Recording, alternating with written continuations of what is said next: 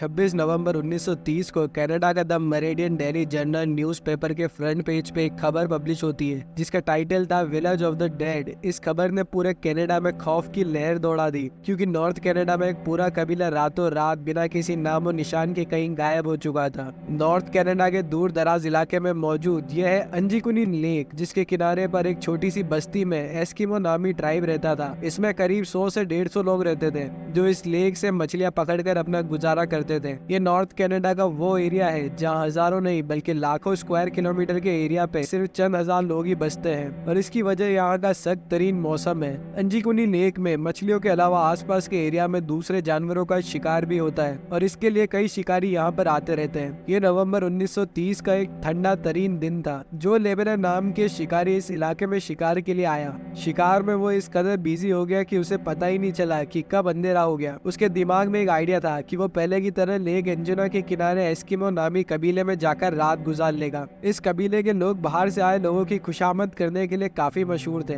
लिहाजा जो लेबल ने अपना सामान बांधा और एस्किमो की तरफ कदम बढ़ाने लगा। ये एक चांदनी रात थी लेकिन दूर दूर तक बिल्कुल खामोशी छाई हुई थी। ना ही कोई शख्स नजर आ रहा था और ना ही किसी की आवाज आ रही थी। जो सिर्फ अपने कदमों की आवाज सुन पा रहा था। हालांकि जो पहले भी ऐसा कर चुका था लेकिन आज कुछ न कुछ एबनॉर्मल जरूर था। वैसे नॉर्मली वो जब भी बस्ती के पास पहुंचता था तो कुत्ते के भौंकने की आवाज आने लगती थी जो कि बस्ती वालों ने ही पाल रखे थे। लेकिन आज के दिन बस्ती के करीब पहुंचने पर भी सिर्फ वीरानी और सन्नाटा था। ये सब महसूस करते हुए जो ने अपने कदमों की रफ्तार को बढ़ा दिया। उसको लग रहा था कि शायद गांव वाले सो रहे हैं या फिर कहीं गए हुए हैं। अब वो दूर से ही बस्ती के खेमे भी देख पा रहा था जिनमें से धुआं भी उड़ता हुआ दिखाई दे रहा था। लेकिन करीब पहुंचने पर भी उसको किसी की आवाज सुनाई नहीं दी। फाइनली जब जो लेबल बस्ती में दाखिल हुआ तो वो ये देखकर हैरान होकर रह गया कि यहाँ पर ना तो कोई इंसान मौजूद है और ना ही कोई जानवर। और जो के लिए हैरानी की बात तो ये थी कि कुछ घरों के ऊपर से धुएं उड़ते हुए दिखाई दे रहे थे कि जैसे इनके अंदर कोई मौजूद हो। वो रैंडमली एक खेमे के पास गया लेकिन वहाँ भी कोई मौजूद नहीं था और ऐसा ही हाल सारे खेमों का था। शायद जो ये सारा मंजर देख कर अनदेखा करके वहाँ से चला जाता। लेकिन एक चीज ऐसी थी जिसने जो को और भी ज्यादा परेशानी में डाल दिया। कुछ घरों में खाना पकाने वाले बर्तन चूल्हे के ऊपर मौजूद थे लेकिन उनमें खाना जल चुका था।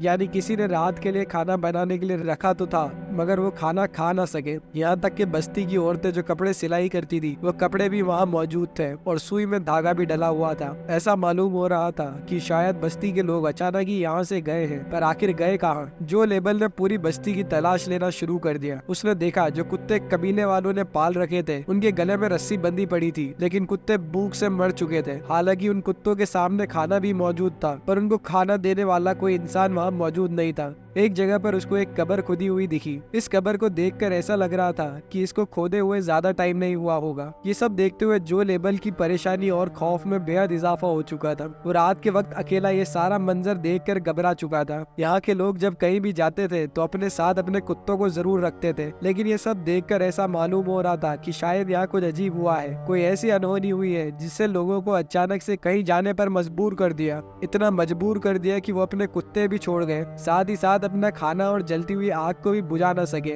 जो ये सब देखकर ज्यादा देर बर्दाश्त न कर सका और जल्द से जल्द करीबी टेलीग्राफ ऑफिस पहुंच गया। वहां से उसने रॉयल कैनेडियन माउंटेन पुलिस के कैंप्स पर राब्ता किया और उनको आंखों देखा हाल बताया। पुलिस जब गांव पहुंची तो जो लेबल ने जो कुछ बताया था वो सच साबित हुआ। पुलिस को शक हुआ कि शायद यहाँ किसी ने हमला किया है और बस्ती के सारे लोगों को मार दिया है। लेकिन अगर ऐसा होता तो बस्ती में कहीं तो खून के निशान मिलते और अगर खून न मिलता तो वारदात की वजह से कुछ सामान ही बिखरा हुआ होता। पुलिस ने फौरन उन गांव वालों को ढूंढने के लिए एक सर्च ऑपरेशन का आगाज कर दिया। इस सर्च ऑपरेशन में एक बहुत ही अनोखी चीज देखने को मिली जो शायद जो ने भी नोटिस नहीं की थी। सारी बस्ती बर्फ से ढकी हुई थी लेकिन उस बर्फ पर किसी के पाँव के निशानात नहीं थे। वहाँ सिर्फ एक ही शख्स के पाँव के निशान थे और वो जो लेबल के अपने थे। यानी अगर इस बस्ती में जो लेबल के अलावा कोई आया नहीं और कोई गया नहीं तो फिर बस्ती वाले आखिर गए तो गए कहाँ। लेक के ऊपर भी बर्फ जमी हुई थी और बस्ती वालों की कश्तियां जमीन पर पड़ी हुई थी क्योंकि इस मौसम में मछलियों का शिकार नहीं होता है। इसी वजह से कश्तियों को खींचकर जमीन पर पार्क कर दिया जाता था। अगर तो बस्ती वाले लेक में तैर कर नहीं जाते या तो उनको किसी ने मार के लेक में फेंक दिया होता तो लेक के ऊपर बर्फ की लेयर कहीं न कहीं से जरूर टूटी या बिखरी हुई होती। पुलिस को इन्वेस्टिगेशन में ये भी मालूम पड़ा कि ये लोग जो कि यहाँ आने से 8 दिन पहले ही गायब हो चुके थे क्योंकि कुत्तों की मौत 1-2 रोज भूखा रहने की वजह से नहीं होती और घरों से निकलने वाला धुआं इस बात की निशानी थी कि इनको यहाँ से गए हुए ज्यादा अरसा नहीं गुजरा था क्योंकि क्योंकि ये वो धुआं था जो लकड़ियां बुझ जाने के बाद भी काफी देर तक धुआं निकलता रहता है। पुलिस वालों के सामने ढेर सारे सवालात हैं, लेकिन जवाब एक भी नहीं। कई महीनों के सर्च ऑपरेशन के बाद पुलिस ने आखिरकार इस केस को अनसॉल्व्ड का टैग लगाकर हमेशा हमेशा के लिए बंद कर दिया और वक्त के साथ साथ लोग भी इसको भूल गए। इस इंसिडेंट के 50 सालों बाद 1984 में रॉजर बॉर और निजल ब्लेंडल नामी राइटर्स ने एक आर्टिकल लिखा